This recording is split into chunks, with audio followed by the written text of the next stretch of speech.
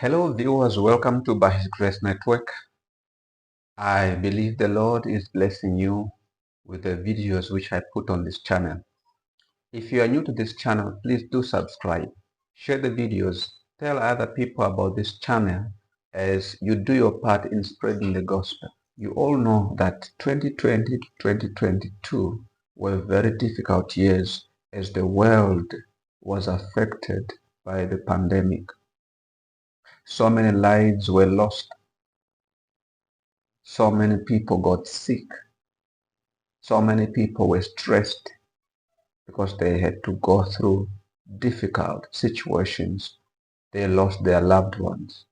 They got sick. They were quarantined. And many difficult situations came because of the pandemic.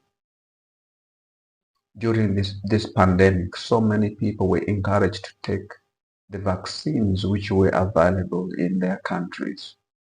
So many people were encouraged to take the vaccine because they were told that it was effective and it was safe for their bodies. But today, brothers and sisters, we are hearing a different story. And before we go to the stories, I want to read something from the Ministry of Healing. The true physician is an educator.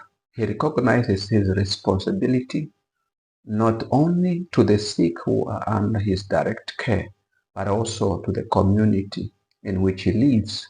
He stands as a guardian of both physical and moral health. It is his endeavor not only to teach right methods for treatment of the sick, but to encourage right habits of living and to spread a knowledge of right principles. This is page 125. We can see from this quotation that a true physician or a true doctor educates. He encourages right habits for people to live.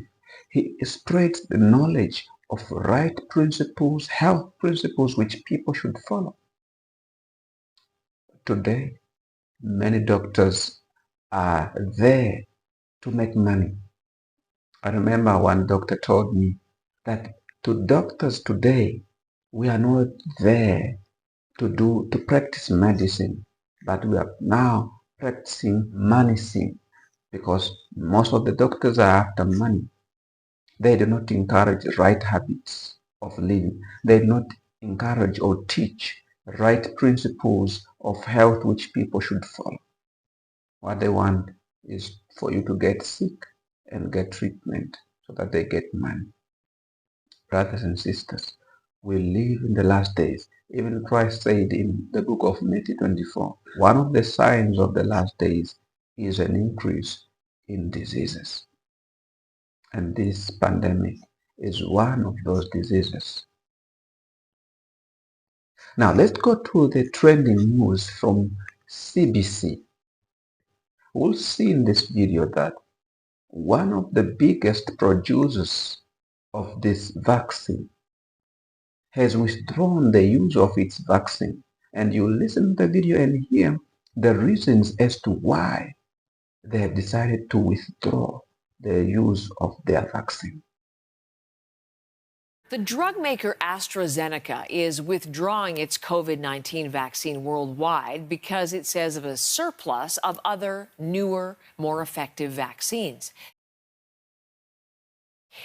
The company making the move, it says, because of business issues, consumer issues. But there's another part to the story, which we're going to talk about with Dr. Samir Gupta, who's here in studio, as he is on Wednesdays, respirologist and an associate professor in the Department of Medicine at the University of Toronto. Welcome back. How many times did we talk about AstraZeneca in the early days? And we're throwing back to that. The other part of the story, so it's pulling it from the vaccine. 150 countries use the AstraZeneca vaccine. Canada was one of them. And it's pulling it off the market worldwide. For consumer reasons, there are other better vaccines, but also in court documents which the company filed, it was revealed for the first time that the company admitted to some serious side effects with its vaccine. Company admitted to some serious side effects with its vaccine. What was the new information? I mean, it's not new to the scientific community, Right. but it's new that the companies acknowledged it because they are facing lawsuits around this complication. And so this is what we call VITT or VITT, vaccine-induced thrombotic thrombocytopenia. So the thrombotic part refers to clotting. Thrombosis is clot. Thrombocytopenia refers to low platelets. So this is a syndrome where people form clots in their body and their platelet levels are low. Those are sort of the hallmarks. That's how we identify this. And it was identified that ultimately we figured out scientifically how this happens and why this happens, but it was identified that these are what we call viral vector vaccines. This vaccine and the Johnson & Johnson vaccine, they use a virus to get the genetic material of the spike protein into our bodies so that our cells then make the spike protein, we form antibodies, we're protected. In about 1 in 50,000 people, rarely this happens, where what will happen is the adenovirus, that viral vector, will bind to an element in our blood called PF4, platelet factor 4. So this is a naturally occurring part of our clotting cascade, which actually activates our platelets. Platelets are those little cells that form clots. Right. So you get a cut, your platelet factor 4 levels go up locally, tells the platelets to form a clot, it blocks the bleeding, and you're protected. What happens is when the virus binds to the platelet factor 4, the body forms antibodies against that complex, and that activates the platelet factor 4. And so then you have this indiscriminate clotting because the platelet factor 4 is activated when it shouldn't be, really. Okay. And you have clots that can form anywhere in the body, and that can be dangerous, and that's what this complication is.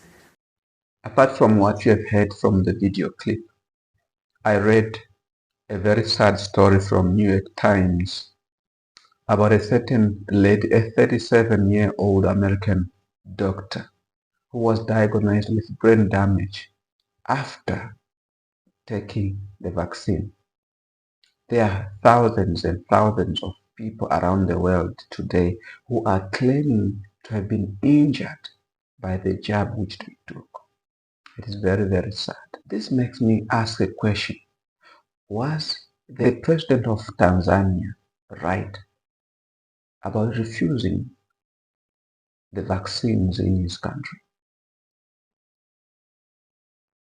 We're going to listen to a video of the late President John Pombe Magufuli.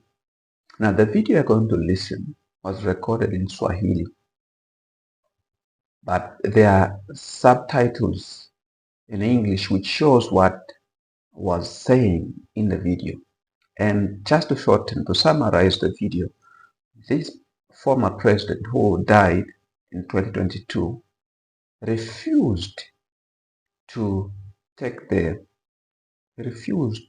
for the vaccines to be used in his country, Tanzania, an African country.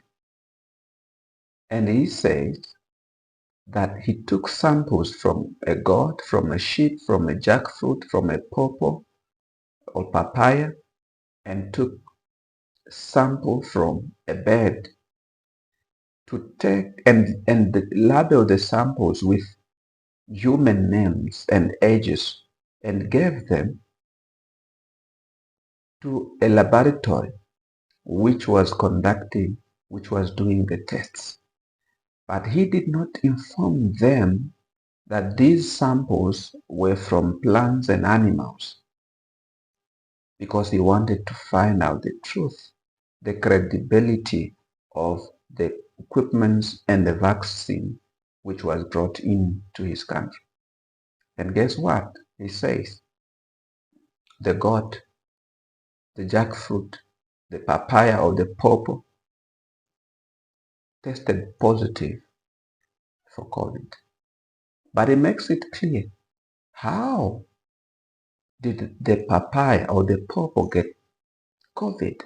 How did it get positive?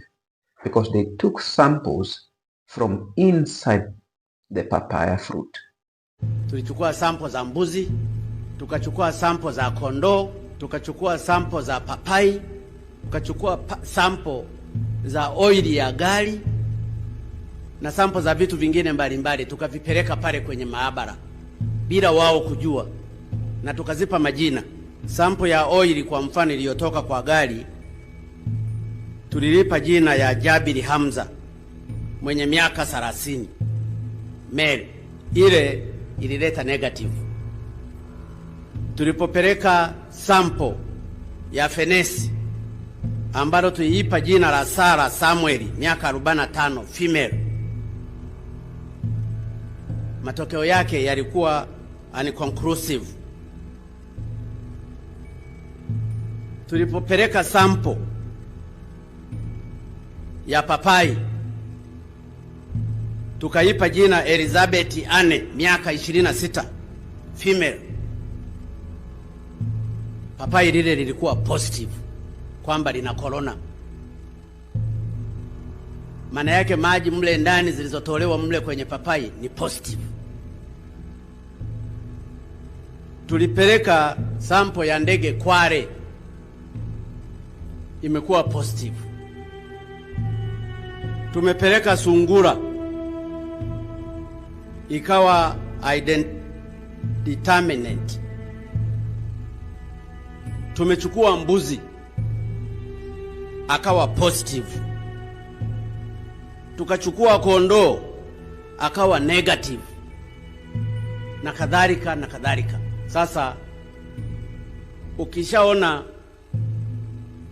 umepeleka sample ukamwambia huyu ni binadamu, halafu ikaji ikaletewa positive kwamba ina corona, maana yake labda mapapai yote yale nayo yangewekewa isolation. Ukipeleka mbuzi za sample nazo zikawa positive, maana yake mbuzi wote tulionao hapa labda by assumption, au huyo mbuzi waliopelekwa nao walitakiwa wapewe kwenye isolation. Ukipeleka fenesi likawa positive, makamasi yake yale ambalo tuliyapa jina la Elizabeth, maana yake Elizabeth fenesi, nayo mafenesi yalitakiwa yawekwe isolation.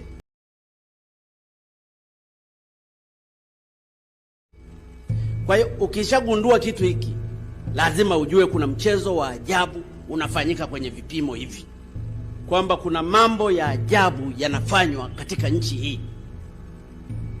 Aidha wahusika wa laboratory ile wamenunuliwa na mabeberu, aidha hawana utaalamu, which is not true, kwa sababu maabara hii imetumika sana kwenye magonjwa mengine. Aidha zile sample zinazoletwa, kwa sababu mpaka reagent zinatoka nje, mpaka zile swap, zile vipamba vya kuweka kwenye nani mle vinatoka nje. Kwa hiyo lazima kuna kitu fulani kinafanya, na kama mapapai nayo yanaonekana ni positive, yana corona, basi WHO inatakiwa ifanye kazi kubwa katika haya. Na kama mbuzi nao wana corona, na kama hawajajua hii corona ina affect binadamu au ina affect mbuzi au ina affect hata miti, basi wanasayansi hatujafanya cha kutosha katika hili. Kwa hiyo kuna watu, kutokana na extrapolation ya hizi information nilizonazo, lazima kuna watu wameambiwa positive wakati si wagonjwa wa corona, na inawezekana wengine wakafa kwa hofu. Papai lile lipo halijafa, lipo tu linaiva. Mbuzi yule yupo tu wala hajafa. Fenesi lile lipo, labda lije lioze tu baadaye ya muda wake, lakini yale ni positive na vitu vingine.